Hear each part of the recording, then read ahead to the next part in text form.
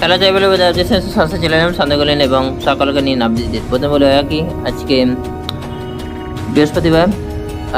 আজকে যে ওয়েদার আপডেটে প্রথমে বলে রাখি যে নিম্নচাপে ভূগতি চলছে বাংলা এবং দুই বাংলাতেই, এবং সমস্ত সব জায়গায় কিন্তু ভাসবে, এটা বলা হয়েছিল যে আবহাওয়া দপ্তরের তরফ থেকে। এই মুহূর্তে যেটা দেখা যাচ্ছে যে নিম্নচাপ প্রায় গভীর নিম্নচাপে পরিণত হয়ে গেছিলো এবং সুস্পষ্টভাবে সাইক্লোনে হয়ে যাওয়ার সম্ভাবনা হয়েই গেছিলো বলতে গেলে। যদি নিম্নচাপটি বঙ্গোপসাগরই যদি থাকতো তো এইটার নাম হয়ে যেত শক্তি।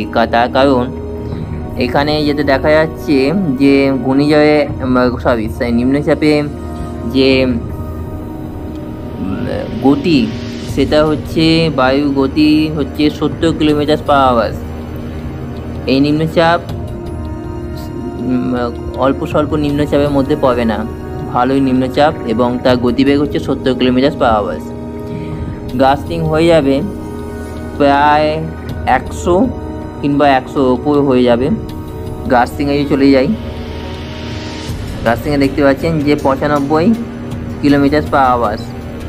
ঠিক আছে, সো এই মুহূর্তে যে গতি নিয়ে সেটি কিন্তু চট্টগ্রামের দিকে আঘাত এনেছে তার আউটার লাইন, এবং যেটা মেন যেটা সেন্টার সেটা এই মুহূর্তে রয়েছে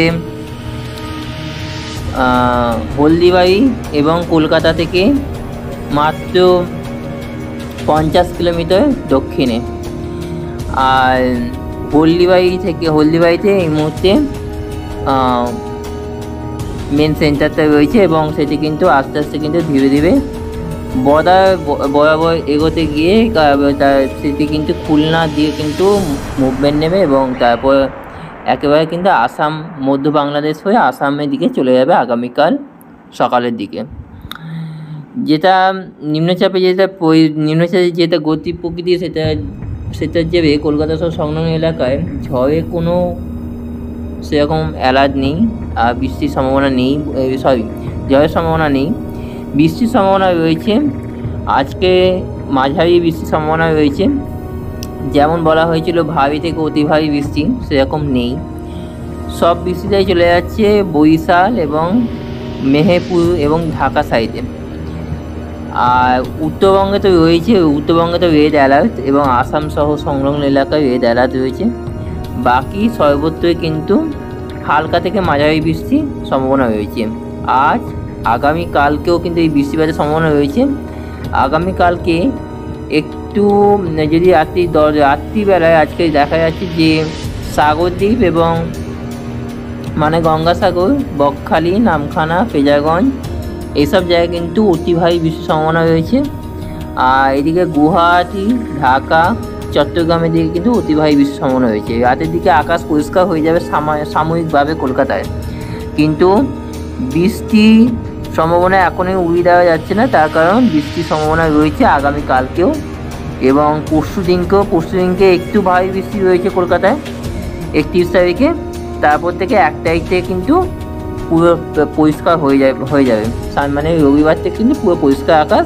আর বর্ষাকালে যেরকম ওয়েদার থাকে, যেরকম বিকালের পর মাঝারি বৃষ্টি বা হালকা বৃষ্টি বা দমকা ঝোড়ো বাতাস বইল, ঝড়ের সঙ্গে বৃষ্টি, বজ্রপাত, সেরকম কিন্তু 1-2 তারিখে কিন্তু হবে। 3 তারিখ থেকে কিন্তু ফুলি কিনে ক্লিয়ার হয়ে যাবে। আর যেটা দেখা যাচ্ছে যে এই মুহূর্তে যে বৃষ্টিপাতের রেন অ্যান্ড থান্ডারসে দেখলাম, এবং থান্ডারস্টর্ম অ্যাক্টিভিটিটা কীরকম রয়েছে দেখিনি। থান্ডারস্টর্ম অ্যাক্টিভিটি কিন্তু নেই।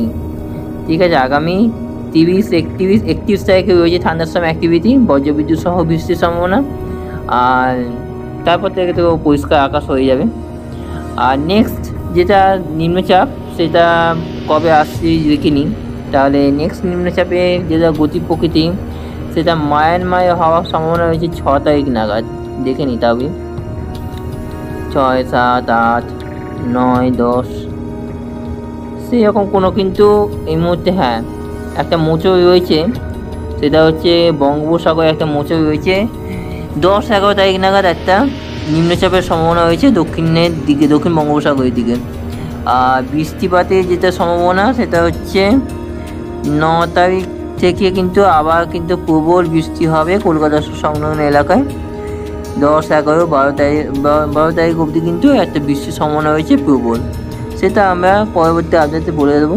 আর এই মুহূর্তে যেটা নিম্নচাপের গতি প্রকৃতি সেটা কিন্তু বাংলাদেশ বর্ডার হয়ে যাবে, সেরকম কিন্তু ভারী বৃষ্টিপাতের সম্ভাবনা নেই। মেঘ হতে পারে, আকাশ মেঘলা থাকবে, কিন্তু বৃষ্টির পরিমাণটা খুব কম থাকবে। আর যদি চলে যাই একেবারে রেন অ্যাকোমোডেশন, আজকে কতখানি বৃষ্টি হবে দেখে নিই। তাহলে কলকাতার সাময়িক বৃষ্টি আছে, কলকাতায় হালকা পাতলা বৃষ্টি রয়েছে, মাঝারি বৃষ্টি। আর 30-31 নাগাদ একটু ভারী বৃষ্টি রয়েছে কলকাতায়। 31 তারিখে তো বললাম ভারী বৃষ্টি চলবে, রাতের পর থেকে কিন্তু আকাশ ক্লিয়ার হয়ে যাবে।